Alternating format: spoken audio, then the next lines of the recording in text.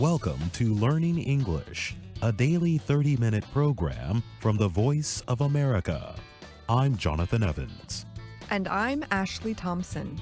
This program is aimed at English learners, so we speak a little slower and we use words and phrases especially written for people learning English.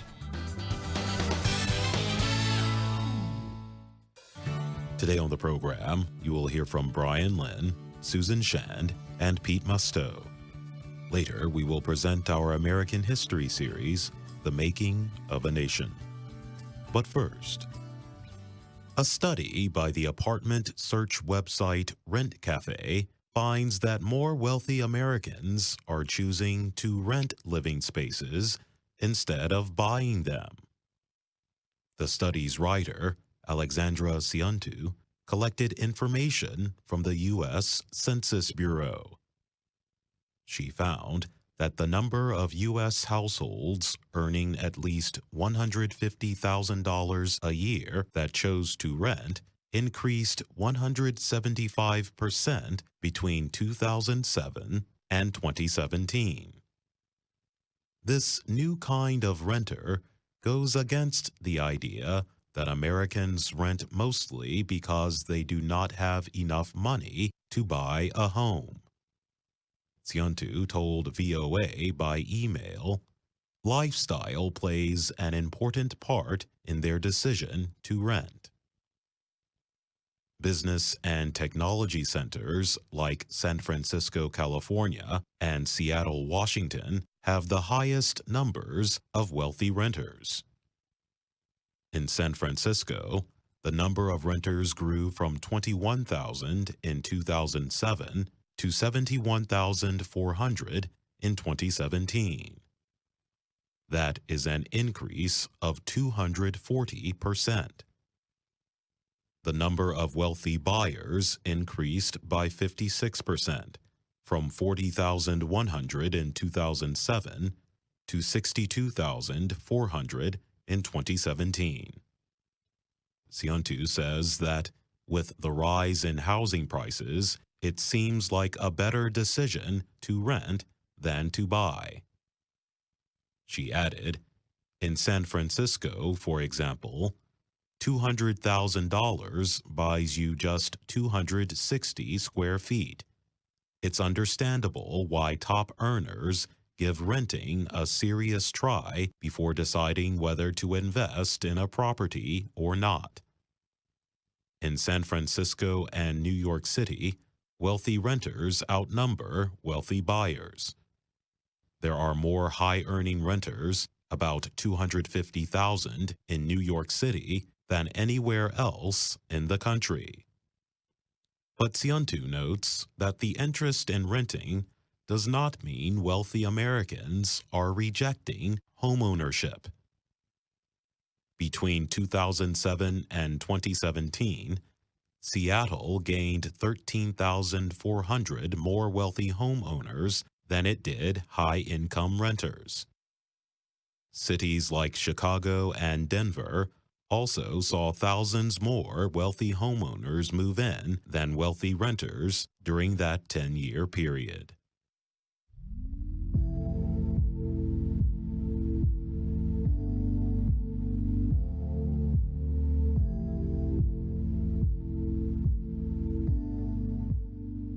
North Korea is not known for welcoming popular culture. In fact, North Korean leaders have historically sought to keep Western cultural influences out of the nation's communist society. North Korea remains one of the most closed nations in the world.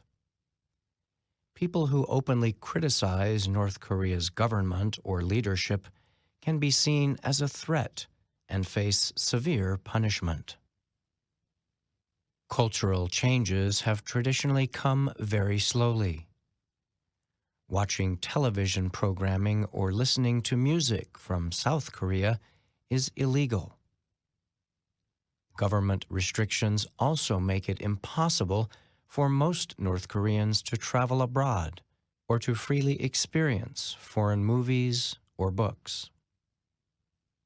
But under current leader Kim Jong-un, North Korea appears to be taking steps toward its own pop culture revolution. Clear evidence of this change can be seen in music, television, film, and fashion. The change is described in a report by the Associated Press's bureau chief in Pyongyang, Eric Talmadge. The changes could be evidence that Kim's government is realizing that despite heavy restrictions, North Koreans are still experiencing foreign pop influences.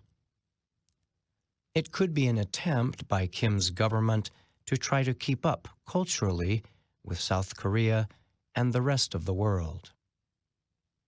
One example is a North Korean female pop group that has become hugely popular in the country and even has fans abroad.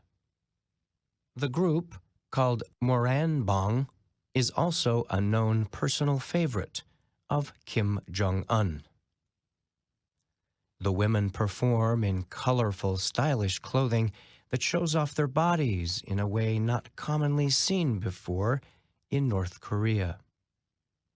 Another change is evident in North Korea's footwear industry.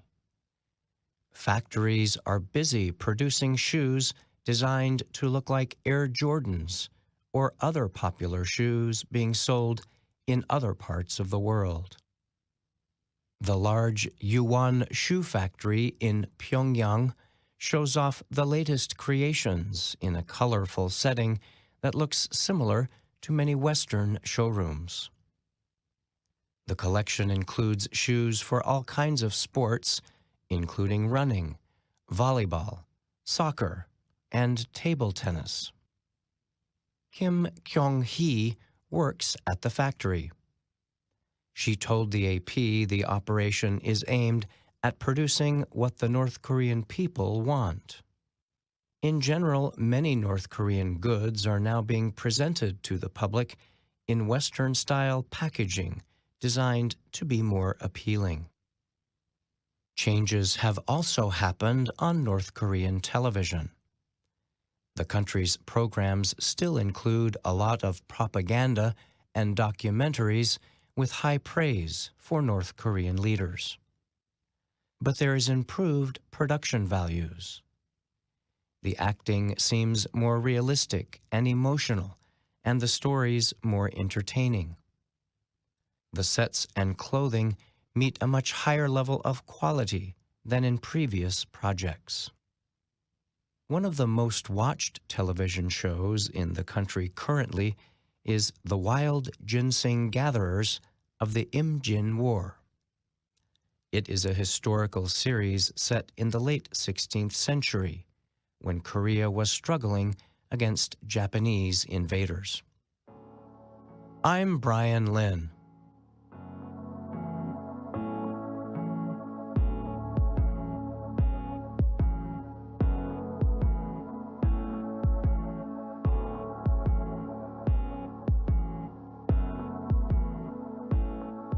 Water is a necessity of life.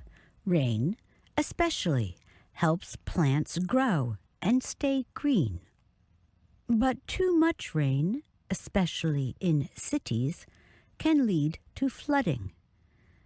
That can cause wastewater systems, like sewers, to overflow and send pollutants into rivers and other waterways.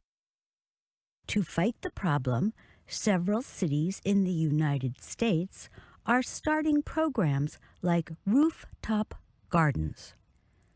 A team at the University of the District of Columbia, in the nation's capital, has created a garden on the top of one school building. The garden holds many kinds of plants to help absorb rainwater and grow food at the same time. Architect David Bell has designed 5 green roofs for the university. He says he is excited about the project because it meant doing something more than just dealing with storm water management. It took advantage of a resource above the city that you see all over, where you have these flat roofs that aren't doing anything, and really made it something that was about urban agriculture. Rainwater is collected in large containers and sent through a system that waters the rooftop garden. The roof is filled with green life that appeals to insects. In cities, you don't have that many spaces to choose from, and so rooftops are just unused space, says Caitlin Arlotta. She is a student in the school's urban agriculture program. The project is part of a research program to see which plants do well on rooftops.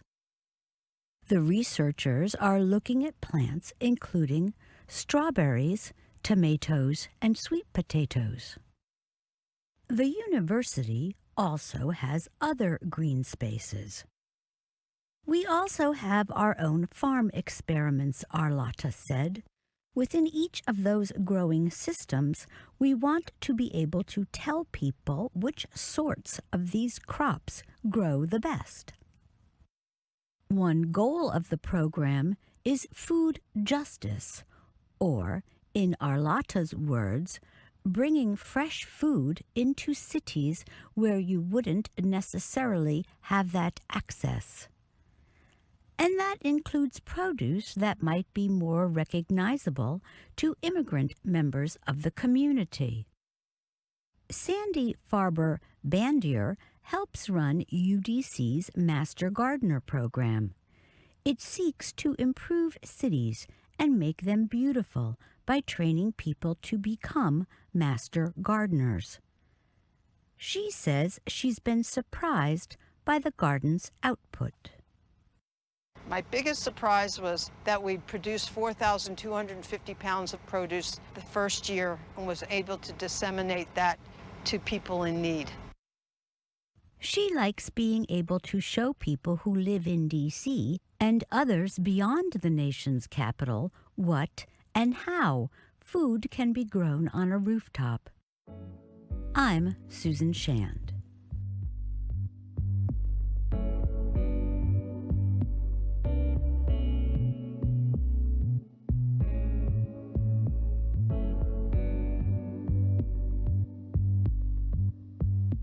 Scientists have discovered the oldest fossil evidence of organism motility, or the ability of an organism to move independently.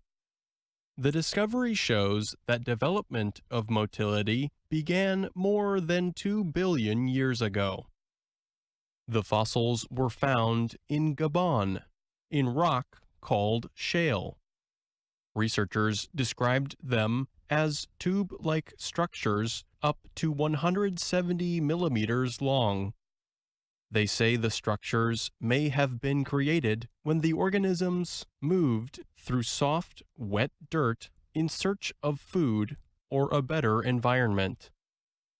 The researchers also said the organisms might have been moving together as a group.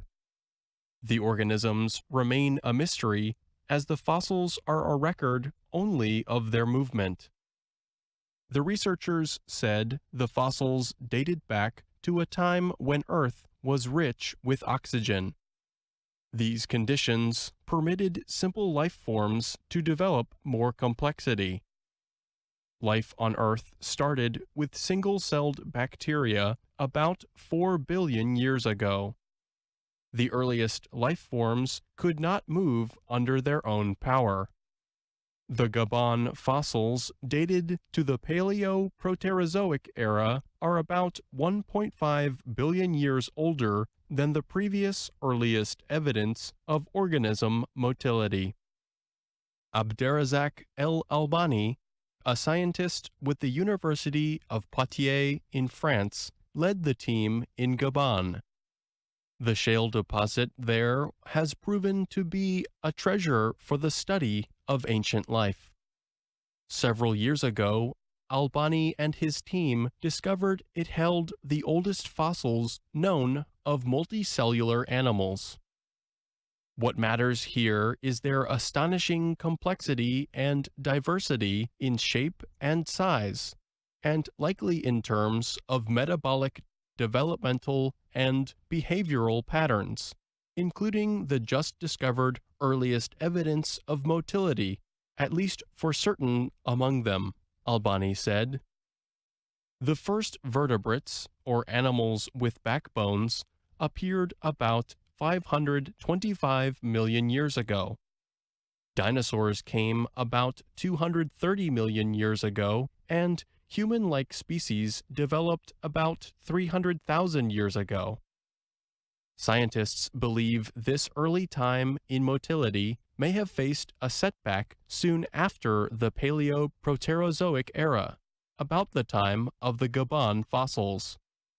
The Earth saw a considerable loss of atmospheric oxygen at that time. The research was published in the Proceedings of the National Academy of Sciences. I'm Pete Musto.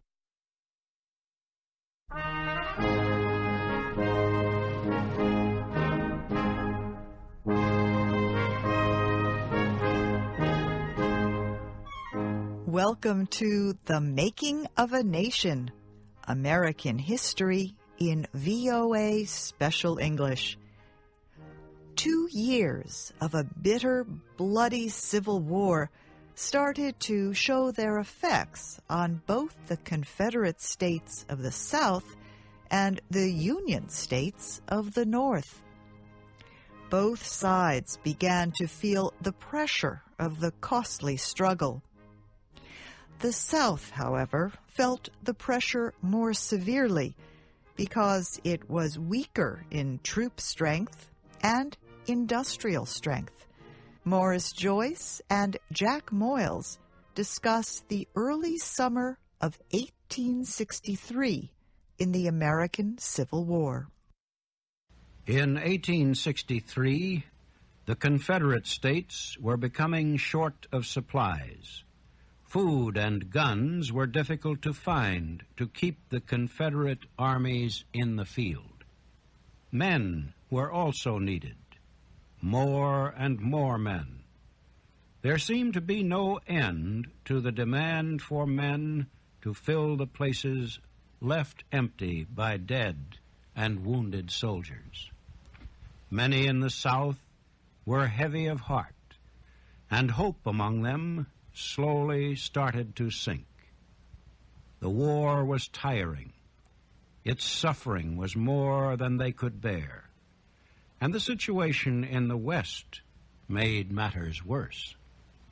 Union armies were on the move in the states of Mississippi and Tennessee. Their successes were becoming a serious threat. They might soon win control of the whole Mississippi River. This would split the states of the Confederacy and might end its very existence. Something was needed to raise up the spirits of the South, to break the pressure of Union armies.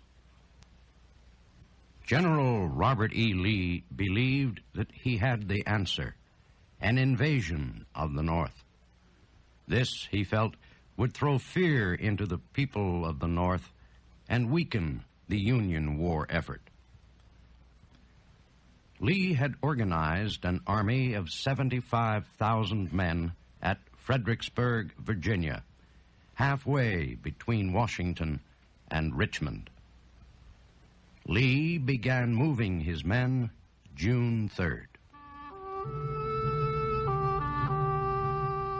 They marched northwest into the Shenandoah Valley. The valley led north to the Potomac River. Across the river was the narrow neck of western Maryland, then Pennsylvania. Pennsylvania was the target. Its rich farmland produced plenty of food, enough to feed Lee's hungry army for the summer.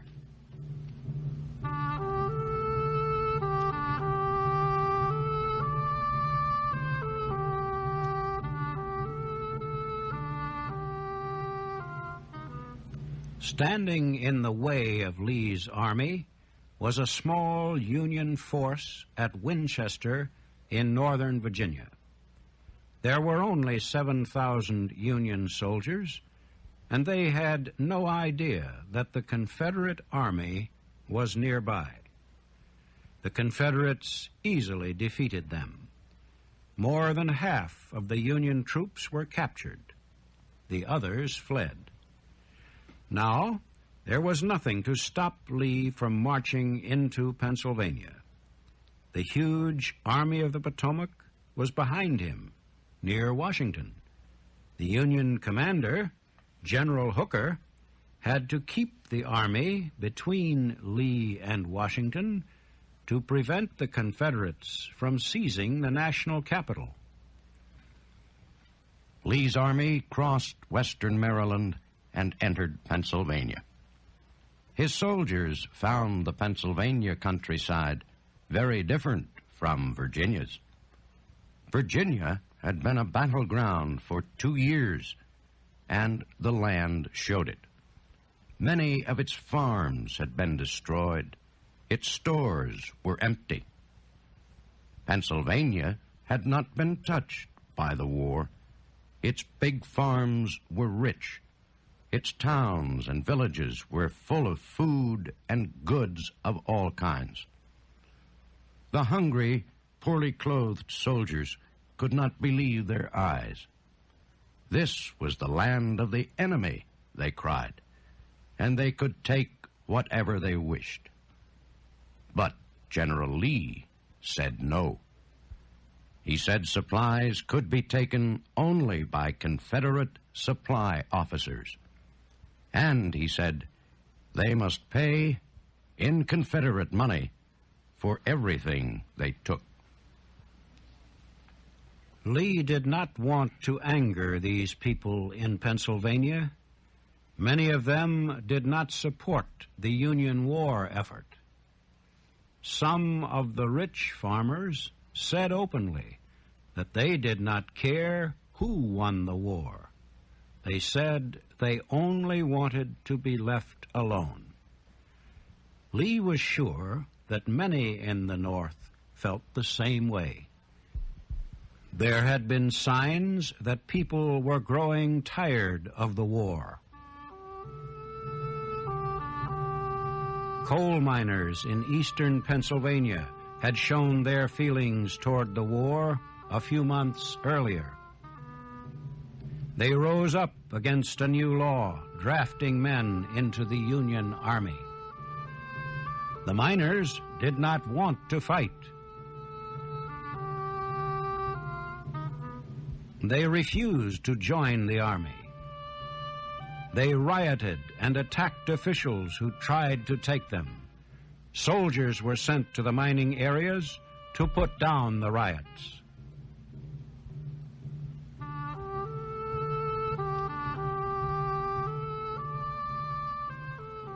Farmers in nearby Ohio also rebelled against the draft law.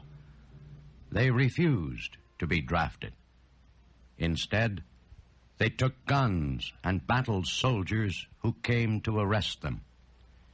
Feelings against the war were growing stronger, not only in Pennsylvania and Ohio, but also in several other farm states of the North.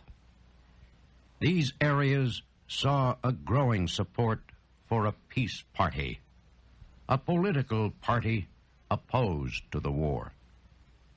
Leaders of this movement were Democrats called Copperheads. They got this name because they wore on their coats a copper penny with the head of an Indian. The chief Copperhead was a former Ohio congressman. His name was Clement Vallandigham. As a member of Congress, Vallandigham criticized the war and the Republicans. He told them, The war for the Union is, in your hands, a most bloody and costly failure. War for the Union was abandoned, and war for the Negro was openly begun with stronger effort than before. With what success? Vallandigham asked. Let the dead at Fredericksburg and Vicksburg answer. Vallandigham said he wanted peace, and he wanted it immediately. He offered a simple program. Stop the fighting, make a ceasefire, and let some friendly foreign nation negotiate peace between North and South. After he lost his seat in Congress, Vallandigham opened a campaign to become governor of Ohio. He traveled all across the state, speaking out against the war. He said Republicans did not want peace. He said they wanted to fight until every black man was free. The Union military commander for Ohio was General Ambrose Burnside, a former commander of the Army of the Potomac. After losing the Battle of Fredericksburg, Lincoln removed Burnside as Army commander and sent him to Ohio. Burnside was worried. Too many people in Ohio opposed the war. He believed that much of what was being said and done in Ohio was close to the crime of treason. Burnside announced several new measures to quiet the opponents of the war. One of these orders limited the right of citizens to criticize government military policy. Another declared that statements of support for the enemy would be punished as treason. Vallandigham refused to recognize Burnside's right to give such orders to civilians. On May 1st, he made a campaign speech to a big crowd at Mount Vernon, Ohio. He denounced Burnside's orders and spoke of the president as King Lincoln. Vallandigham claimed that Lincoln was using the war to become a dictator. He said Lincoln did not want peace, that the president had rejected peace offers from the South. Once again, he said the war was not a struggle for the Union, but a fight to free the slaves of the South. And he said, men of Ohio who let themselves be drafted into the Union Army were no better than slaves themselves. Burnside had sent several Army officers to listen to the speech. When they reported what Vallandigham said, Burnside ordered his arrest. Without question, the man had violated the general's orders. Late the next night, soldiers went to Vallandigham's home in Dayton. They knocked on the door and said they had come to arrest him. Vallandigham called for help and refused to let the soldiers enter. They broke down the door, seized him, and took him to a military prison in Cincinnati. A few days later, Vallandigham went on trial before a military court in Cincinnati. That will be our story in the next program of The Making of a Nation. And that's our program for today. Listen again tomorrow to learn English through stories from around the world. I'm Jonathan Evans. And I'm Ashley Thompson.